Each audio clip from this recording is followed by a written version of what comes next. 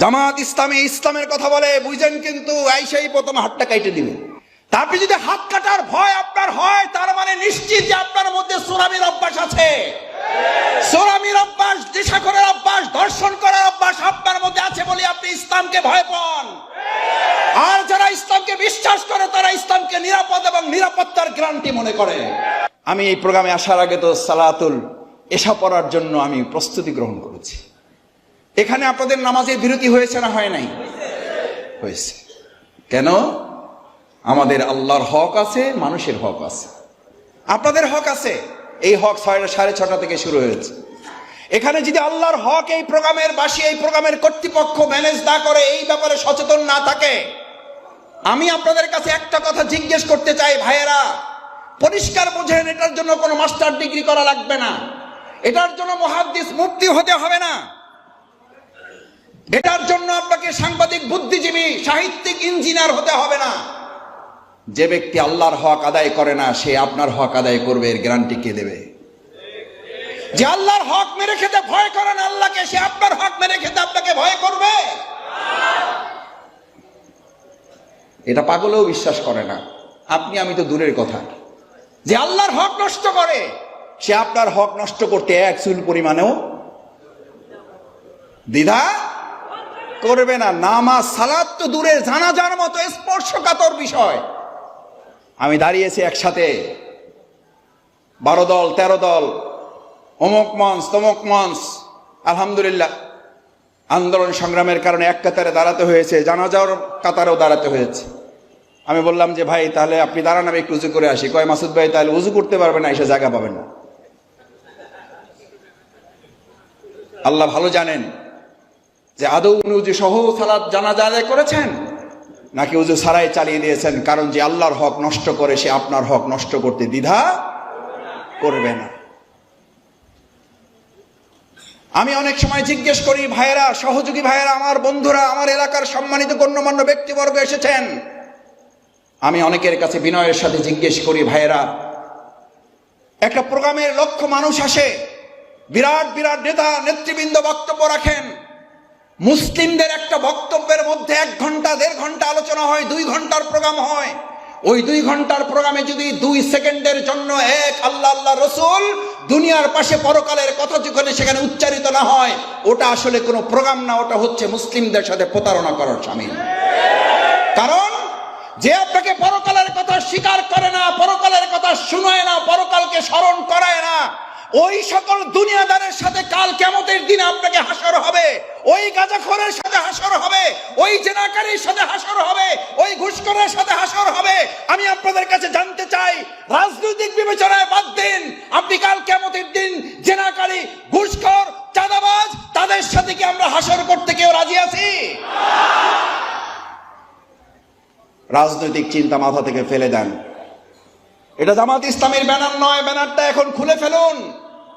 বিবেকের কাছে জিজ্ঞেস করতে চাই, আমরা যদি বেনামাজির সাথে হাসর করতে না চাই, আমরা যদি ধর্ষণকারীর সাথে হাসর করতে না চাই, আমরা যদি চাঁদাবাজদের সাথে হাসর করতে না চাই, আমরা যদি দখলদারের সাথে হাসর করতে না চাই, আমরা যদি মদপানকারীর সাথে হাসর করতে না চাই, আমরা যদি অবৈধ অস্ত্রধারীদের সাথে হাসর করতে না চাই, তাহলে আকিমুস সালাত, যে আল্লাহর নির্দেশে একটু আগে সালাত আদায় করে এসেছেন, সেই আল্লাহর আরেকটা নির্দেশ, কুনু মা'আস সাদিকিন।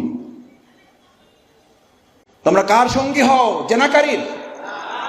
তোমরা কার সঙ্গী হও? মদখোরকারীর? তোমরা কার সঙ্গী হও? ধর্ষণকারীর? কার সঙ্গী হওয়ার জন্য আল্লাহ নির্দেশ দিয়েছেন? সত্যবাদী। জামাতের সঙ্গী হতে হবে না, জামাতের সঙ্গী হয়েন না কেউ।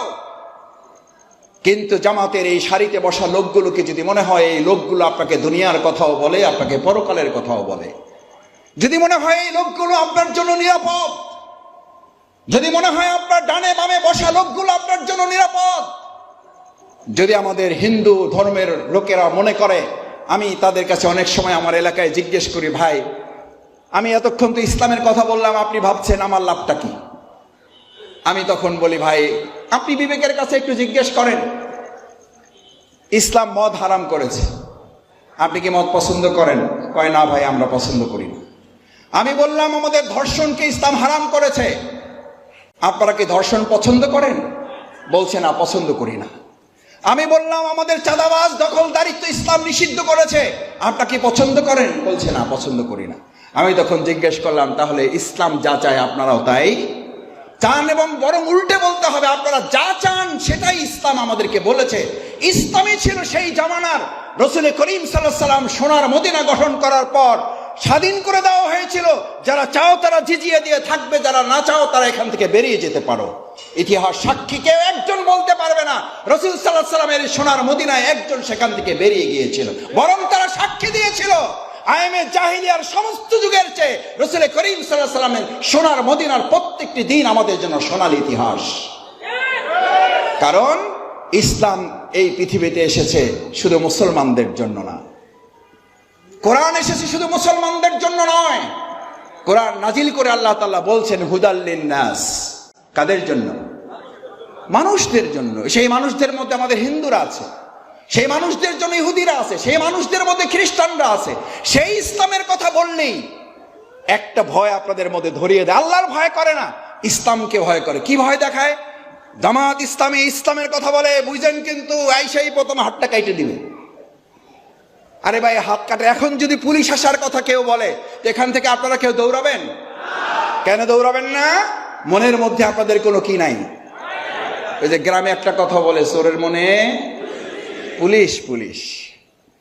তা আপনি যদি হাত কাটার ভয় আপনার হয়, তার মানে নিশ্চিত যে আপনার মধ্যে চোরামির অভ্যাস আছে।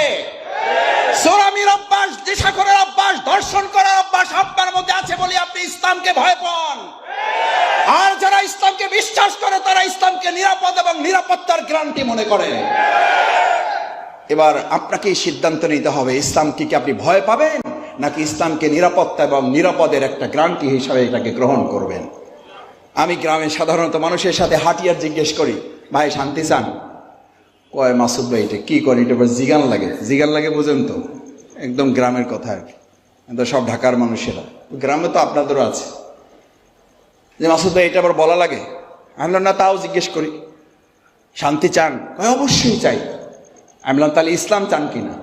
ওই ভাই এটা তো একটা সমস্যা আছে। আমাদের অবস্থা হইল, দুর্ভাগ্যটা হইল, আমরা শান্তি চাই কিন্তু কি চাই না। অথচ পৃথিবীর নিশ্চিত আজকে থেকে পৃথিবীর সৃষ্টি শুরু থেকে এখন পর্যন্ত এবং পৃথিবী যতদিন থাকবে, প্রিয়নবী মুহাম্মদ রাসূলুল্লাহ সাল্লাল্লাহু আলাইহি সাল্লাম হিলফুল বদল গঠন করে 4 দফা 5 দফা কর্মসূচি ঘোষণা করেছিলেন না করেন নাই? ইতিহাস সাক্ষী, তার সেই 4 দফা কর্মসূচি ধারাবাহিকতা সফলতা পেয়েছে মহাগ্রন্থ আল কোরআনের ওহীর জ্ঞান আসার পরে।